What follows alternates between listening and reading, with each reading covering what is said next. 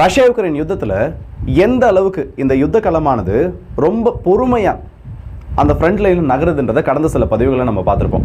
அதுவும் ஒரு 79க்கும் அதிகமான இடங்களில் ரஷ்யா ஃப்ரண்ட் லைன் ஆக்டிவிட்டின்றதை சீஸ் பண்ணிட்டாங்க. எந்த இடத்துலையும் வந்து மேஜரான எந்த விதமான இம்ப்ரூவ்மெண்ட்டும் கிடைக்கல. ரஷ்யா ஏதோ ஒரு பிளானுக்காக இந்த இடத்துல அவங்களோட ஆக்டிவிட்டீஸை கம்ப்ளீட்டாக ஸ்டாப் பண்ணியிருக்காங்கிற தகவலையும் போன பதிவில் பார்த்துருப்போம். அதற்கான சில அப்டேட்ஸ் ஆனது இப்போ கிடச்சிருக்கு. அண்ட் இன்னைக்கு பார்த்தோன்னா ரஷ்யாவோட ரெகானசன்ஸ் ட்ரோன்கள் உக்ரைனோட தலைநகரத்தை சல்லடை போட்டு சலிச்சிருக்கு. என்ன விதமான பொட்டன்ஷியல் டார்கெட்ஸ் இந்த இடத்துல ஐடென்டிஃபை பண்ணப்பட்டிருக்கலாம், இல்லை அடுத்து வரப்போறிய இந்த புயலுக்கு முன் மிகப்பெரும் ஒரு அமைதின்னு சொல்லுவாங்க, அந்த மாதிரி ஒரு அமைதி இப்போ உக்ரைனோட ஃப்ரண்ட் லைன் முழுக்கவும் உக்ரைனோட தலைநகரத்தின் மீதுமே நடக்க ஆரம்பிச்சிருக்கு. ஸோ இதை பற்றின சில தகவல்களை இந்த ஒரு பதிவில் பார்த்துலாம். அப்டேட்கான ஒரு வீடியோ, குறிப்பாக வந்து ரஷ்யா உக்ரைன் யுத்தத்துக்கான ஒரு அப்டேட் வீடியோ. ஸோ வாங்க வீடியோக்குள்ள போயிடலாம். நான் உங்கள் ஆர்கே டிபி ட்ரெண்டிங். இன்னைக்கு உக்ரைனோட தலைநகரமா இருக்கக்கூடிய கீவ் மற்றும் அதோட சப் அர்பன் பகுதிகள், புறநகர் பகுதிகளுக்கு கொஞ்சம் ஒரு மோசமான ஒரு நாள்னே சொல்லலாம். காரணம் என்னன்னா 8 இடங்கள்ல முக்கியமான வேர்ஹவுஸ் நெட்வொர்க்ஸ், லாஜிஸ்டிக் சென்டர் போன்ற நெட்வொர்க்ஸ் எல்லாம், லாஜிஸ்டிக் சென்டர்ஸோட அந்த நெட்வொர்க்ஸ் எல்லாமே இன்னைக்கு ரஷ்யாவோட ட்ரோன் ஸ்ட்ரைக்கு உள்ளாகி இருக்கு. மொத்தமா 39 ட்ரோன்களை ரஷ்யா இந்த ஒரு ஸ்ட்ரைக்ல பயன்படுத்திருக்காங்க. அத்தனை லொகேஷன்ஸ்லயுமே பெரிய அளவு தீ விபத்தானது உருவாகி இருக்கு. ஸோ கன்ஃபார்ம்டு ஹிட்ஸ்ன்றது இந்த இடத்துல கொடுக்கப்பட்டிருக்கு. எத்தனை ட்ரோன்களை உக்ரைன் டிஃபெண்ட் பண்ணாங்கன்ற டேட்டா கிடைக்கல. ஆவரேஜா பார்த்தா ஒரு 15 ட்ரோன்கள் வரைக்கும் இவங்க இன்டர்செப்ட் பண்ணிருக்கலாம். ஓபன் சோர்ஸ் இன்டெலிஜென்ஸ்ல டேட்டா வந்து கிடைச்சிருக்கு. ஆனா அபிஷியலா உக்ரைன் கிட்ட இருந்து டேட்டா கிடைக்காதனால அதை நம்ம உறுதிப்படுத்த முடியல. ஆனா கிடைச்சிருக்கக்கூடிய தகவலை உங்ககிட்ட சொல்றேன். ஸோ அந்த அளவுக்கு ட்ரோன்கள் இன்டர்செப்ட் பண்ணப்பட்டிருந்தாலும் அதை விட அதிகப்படியான எண்ணிக்கையுடைய ட்ரோன்கள் இந்த வேர்ஹவுஸை தாக்கி இருக்கிறதுக்கான வாய்ப்பு இருக்கு. இப்போ பொட்டன்ஷியல் டார்கெட் என்னவா இருக்கலாம்? வேர்ஹவுஸ்னு சொல்றோம், லாஜிஸ்டிக் சென்டர்னு சொல்றோம், இல்ல உக்ரைனோட ஒரு வெப்பன்ஸ் டிப்போன்னு சொல்றோம். இந்த இடத்துல என்ன இருந்திருக்கலாம்னு சொல்றாங்கன்னு பார்த்தா பேட்ரியாட் ஏர் டிஃபென்ஸ் சிஸ்டமோட ஆக்டிவிட்டி. போன பதிவிலேயே பேட்ரியாட் ஐடென்டிஃபை பண்றதுக்காக தான் S-400 மாடிஃபைட் மிசைல்ஸை ரஷ்யா உள்ள அனுப்புனாங்கன்ற செய்தியை நான் சொல்லியிருப்பேன். இப்போ அதற்கு ஏற்ற மாதிரி அந்த பேட்ரியாட் ஏர் டிஃபென்ஸ் சிஸ்டம் எங்கெங்க இருந்து எங்கேஜ் ஆச்சோ அந்த பகுதிகளை நோக்கி தாக்குதலானது நடந்திருக்கு. அண்ட் இந்த இடத்துல ஒரு டவுட்டும் வரலாம், ஏன்பா பேட்ரியாட்ன்றது ஒரு mobile Sam system, surface to air missile system, அது அந்த மிசைல்ஸை லான்ச் பண்ணதுக்கு அப்புறமா அந்த இடத்துல இருக்கணும்னு சொல்லக்கூடிய ஒரு அவசியம் கிடையாது. அப்போ நேற்று மிசைல் லான்ச் ஆன இடத்துக்கு இன்னைக்கு ரஷ்யா ஒரு டார்கெட்டட் ஸ்ட்ரைக் பண்றாங்கன்னா எப்படி, இது என்ன லாஜிக்னு சொல்லி ஒரு கேள்வி கேட்பீங்க. உங்களோட சந்தேகம் சரியானதான். ஆனால் ரஷ்யா அடிச்சது அந்த எக்ஸாக்டான லான்ச் பாயிண்ட்ஸ் கிடையாது. அந்த ட்ரக்ஸ் அதுக்கப்புறம் எந்த பகுதிகளை நோக்கி வந்தது, இல்ல எந்த இடத்துல இருந்து இவங்க ஆப்ரேட் ஆயிருக்கலாம், இல்ல உங்களோட வேர்ஹவுஸ் எங்க இருக்கு, இந்த ட்ரக்ஸை எங்க ஸ்டோர் பண்ணி வச்சிருக்காங்கன்னு சொல்லி அந்த லொகேஷன் ஐடென்டிஃபை பண்ணி அடிச்சிருக்காங்க. ஸோ மொத்தமாக பார்த்தோன்னா 8 இடங்களில் இன்னைக்கு இந்த தாக்குதல் ரஷ்யானால நடத்தப்பட்டிருக்கு. ரொம்ப இன்டென்சிஃபைடு ஒரு ஸ்ட்ரைக்கை கியூ மேலே நடத்துறதுக்கு ரெடி ஆகிட்டு இருக்காங்க. இதை நான் ஜஸ்ட் வந்து இந்த ஒரு ட்ரோன் ஸ்ட்ரைக்னால மட்டுமே வந்து கம்பேர் பண்ணி சொல்லல, இதற்கு அடுத்தபடியாக நடந்திருக்கக்கூடிய ஒரு சம்பவம் தான். இப்போ நான் ஒரு மேப்பை காமிக்கிறேன். இந்த மேப்பை பாருங்க, பார்க்குறப்ப எல்லாருக்கும் தெரிஞ்சிருக்கும் என்னடா வரைஞ்சு வச்சிருக்கு, என்ன நடந்திருக்குன்ற மாதிரி ஒரு சந்தேகமானது வந்திருக்கலாம். ஒன்றும் இல்லை, ரஷ்யாவோட ஜெரான் ட்ரோனோட ஒரு ஃப்ளைட் பாத் தான் இது. கியூவை சுற்றி கரெக்டாக சொன்னால் ஈஸ்டர்ன் கியூ மற்றும் வெஸ்டர்ன் கியூ நடுவில் வேறு எந்த பகுதியும் கிடையாது. இதை சுற்றி மட்டுமே 3 மணி நேரத்துக்கு அதிகமாக ரெகனைசன்ஸ் மிஷனில் ஈடுபட்டிருக்கு. அதிகமாக வந்து டேட்டாவை கேதர் பண்ணியிருக்கு. கடைசியாக வந்து உக்ரைன் அந்த ட்ரோனை சுட்டு வீழ்த்திட்டாங்க. ஆனால் அப்படி சுட்டு வீழ்த்துறதுக்கு முன்னாடி ஏகப்பட்ட இடங்களை அலசி ஆராய்ஞ்சிருக்கு. இப்போ காலையில் பார்த்தோன்னா ஒரு இடத்துல ட்ரோன் ஸ்ட்ரைக் நடக்குது. அடுத்த சில மணி நேரங்களில் பார்த்தோன்னா உக்ரைனோட பகுதியில் இந்த அளவுக்கு ட்ரோன்கள் அலச ஆரம்பிச்சிருக்கு. ஸோ மேசிவான ஒரு ஸ்ட்ரைக்கு ரஷ்யா ரெடி ஆகிட்டு இருக்கிறதுக்கான ஒரு சான்ஸ் இருக்கு. அதை நடந்திருக்கக்கூடிய இந்த 2 நிகழ்வுகளும் உறுதிப்படுத்துது. டார்கெட் ஐடென்டிஃபிகேஷன் பண்ணணும், ரெகனைசன்ஸ் ட்ரோன் பண்ணிடுச்சு.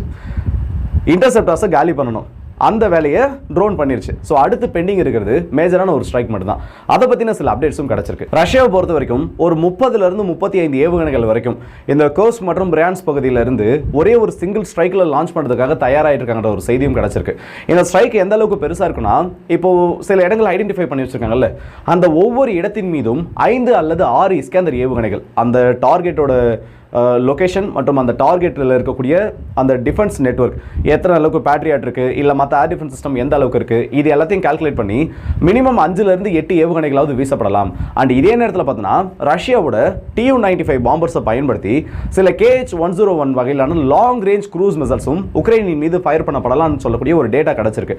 ஆனால் இவ்வளோ பெரிய ஒரு ஸ்ட்ரைக்கை ஓவர் நைட்டில் ரஷ்யா பண்ணுவாங்களான்றது டவுட் தான். ஏன்னா இன்னைக்கு வந்து பார்த்தோன்னா பெரிய அளவு முன்னேற்றம் 2 பேருக்குமே கிடைக்கல. சில நாட்களாக வந்து உக்ரைனும் ரஷ்யாவோட ரிஃபைனரிஸை பெருசாக எதுவும் தாக்கல. ஒரே ஒரு ரிஃபைனரி தாக்கியிருக்காங்க. அதுவும் இந்த ஆகஸ்ட் மாதத்தில் மட்டுமே 6வது முறையாக தாக்கப்பட்டிருக்கு. இதை தவிர வந்து மேஜராக எந்த விதமான மாற்றமும் கிடைக்கல.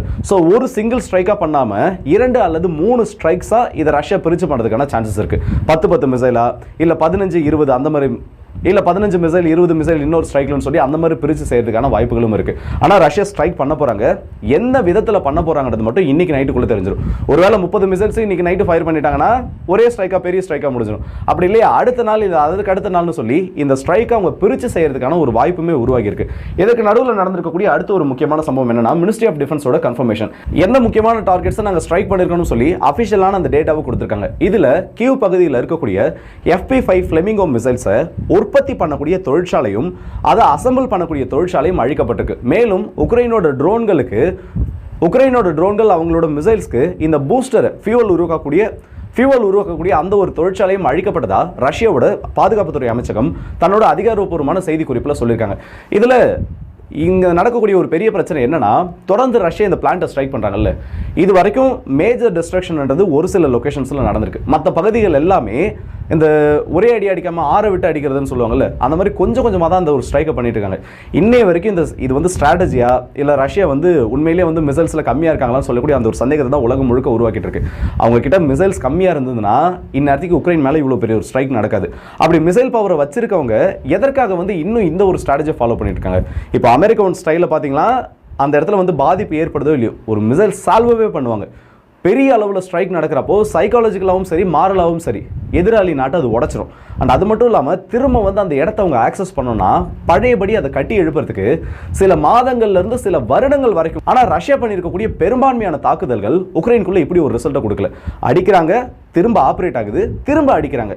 இப்போ 5 இஸ்கேந்தர் மிசைல்ஸ் வந்து ஒரு யூனிட்டை தாக்குது. நல்லா சொல்லணும்னா இந்த விசார் ஃபெசிலிட்டி கம்ப்ளீட்டாக டெஸ்ட்ராய் ஆயிடுச்சு. அது அந்த மாதிரி வந்து சில எக்ஸாம்பிள்ஸ் இருக்கு, கம்ப்ளீட் டிஸ்ட்ரக்ஷனுக்குள்ளானது. இப்போ இந்த FP5 ஃபிளெமிங்கோட அந்த ஏவுகணை தயாரிப்பு தொழிற்சாலை ஸ்டெல்லர் யூனிட்ஸ் வந்து அடிச்சதா நாங்கள் சொல்லியிருக்காங்க. அதாவது நாங்கள் அடிச்சிட்டோம்னு சொல்லியிருக்காங்க. இந்த இடத்தின் மீது 3வது முறையாக தாக்குதல் நடத்தப்படுது கடந்த ஒரு மாதத்தில் மட்டும். இப்போ ஒவ்வொரு தடையும் வந்து 2 இஸ்கேந்தர் 3 இஸ்கேந்தர் அந்த இடத்துல பயன்படுத்திருக்காங்க. ஆனால் அதுக்கு பதிலாக ஒரே டைமில் 10லேருந்து 15 மிசைல்ஸ், அது இஸ்கேந்தரா மட்டும் இருக்கணும்னு அவசியம் கிடையாது, ஒரு 15 மிசைல்ஸை கம்ப்ளீட்டாக இந்த ஒரு ஃபெசிலிட்டி மீது ரஷ்யா லான்ச் பண்ணாங்கன்னா இதை ஈஸியாக அவங்களால டிஸ்ட்ராய் பண்ண முடியும். அப்படி இருக்கப்போ எதுக்காக வந்து இப்படி ஒரு ஸ்ட்ராட்டஜியை ஃபாலோ பண்ணிட்டு இருக்காங்க? இது உண்மையிலேயே ஸ்ட்ராட்டஜியா? இந்த மாதிரி ஏகப்பட்ட சந்தேகங்கள் நடந்திருக்கு. என்னை பொறுத்த வரைக்கும் எனக்கு என்ன தோணுதுன்னா, ரஷ்யா கிட்ட மிசைல்ஸ் இல்லாமல் இல்லை, இது அதையும் மீறி ரொம்ப லேட்டாக இந்த ஸ்ட்ரைக்ஸை பண்ணுறாங்கன்றப்போ அது சந்தேகங்களையும் உருவாக்குது. எனக்கு இருக்கக்கூடிய சந்தேகத்தை நான் உங்ககிட்ட கேட்டிருக்கேன். உங்களோட பதில் என்னன்னு சொல்லி மறக்காம கமெண்ட் செக்ஷன் சொல்லுங்க. அண்ட் லாஸ்ட்டாக ஒரு முக்கியமான நிகழ்வு, அந்த 79 லொகேஷன்ஸில் என்ன நடந்திருக்குன்னு சொல்லி. ஆக்சுவலாக உக்ரைனில் வந்து கொஞ்ச நாளில் வந்து பனிக்காலம் தொடங்கிடும். இந்த பனிக்காலம் தொடங்குறப்போ யார் ஹையர் கிரவுண்ட்ஸில் இருக்காங்க, அப்படி இல்லைனா யார் வந்து நதிக்கரைக்கு ரொம்ப அருகில் இருக்காங்களோ அவங்களுக்கு ஒரு அட்வான்டேஜ் அது மாறும். ஏன்னா வந்து அந்த பெரும்பான்மையான பகுதிகள் வந்து உறைஞ்சிரும். மற்ற இடத்துலலாம் வந்து மோஸ்ட்டாக வந்து பேட்டில் நடக்காது. பனிக்காலத்தில் ஒரு ஸ்டேல்மேட் கண்டிஷன் தான் நிகழும். அதற்கு அடுத்தபடி அந்த பனி உருகிறப்பவும் யாருக்கும் பெரிய அட்வான்டேஜ் ஆனது கிடைக்காது. ஸோ இது என்ன மாதிரி ஒரு சூழலை உருவாக்குனா, அந்த ஒரு 3லேருந்து 4 மாதத்துக்கு சின்ன சின்ன வெற்றிகள் மட்டும்தான் கிடைக்கும். ஸோ அந்த காலம் வரதுக்கு முன்னாடி பெரிய ரீசப்ளைஸை கொண்டு போய் ரஷ்யா ஃப்ரண்ட் லைனில் ஸ்டாக் பண்ண ஆரம்பிக்கிறாங்க. பீரங்கிகள் உள்ளே போகாது, சரி. காலாட்படையால் உள்ளே முன்னேற முடியாது, சரி.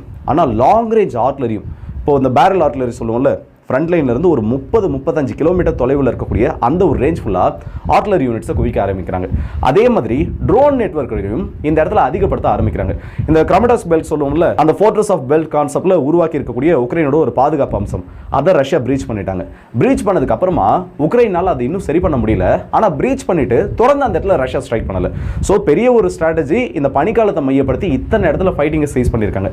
இது உக்ரைனுக்கும் தெரியும், அவங்களும் அதை கவுண்டர் பண்ணுறதுக்கான சில முயற்சிகளை எடுக்கிறாங்க. ஆனால் யார் வெற்றி பெறுவாங்கிறது, யாருக்கிட்ட அதிகப்படியான சப்ளைஸ் பனிக்காலத்தில் தயாராக இருக்கோ அவங்க தான் வெற்றியாளராக இருப்பாங்க. ஆஃபென்சிவ்க்கு தேவையான வெப்பன்ஸை யார் கொண்டு போய் அதிகமாக குவிக்கிறாங்களோ அவங்களோட கை தான் இந்த இடத்துல ஓங்க போகுது. அதற்கு ரஷ்யா வேலையை ஆரம்பிச்சிட்டாங்க. உக்ரைனோட நிலைமை என்னன்றது போக போக தான் தெரியும்.